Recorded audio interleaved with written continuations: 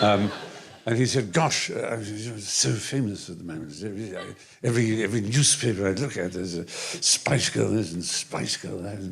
And Emma said, well, what we're really interested in, is it true that was it your grandfather, Prince Albert? Well, my great-grandfather, yes. Is it called a Prince Albert because he wore one? And he said, he wore coats and trousers.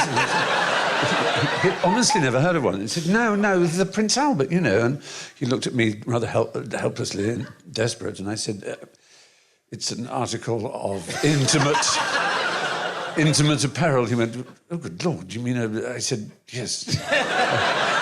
And he said, well, I don't think so. Is it for men or for women? I said, for men, I think that's why it's called the Prince Albert.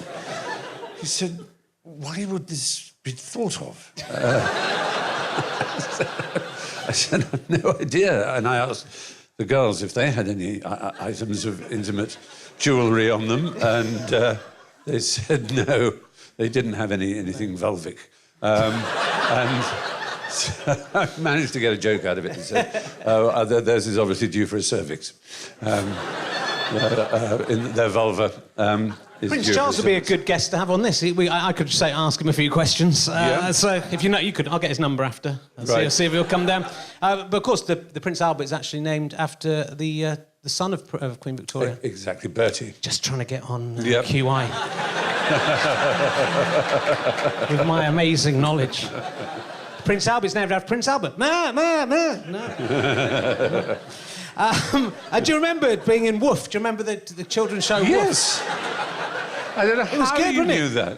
I do my research. Wow. Didn't mention it in your autobiography, but I think it was a bit like Big John, Little John. It isn't Andy Kaufman.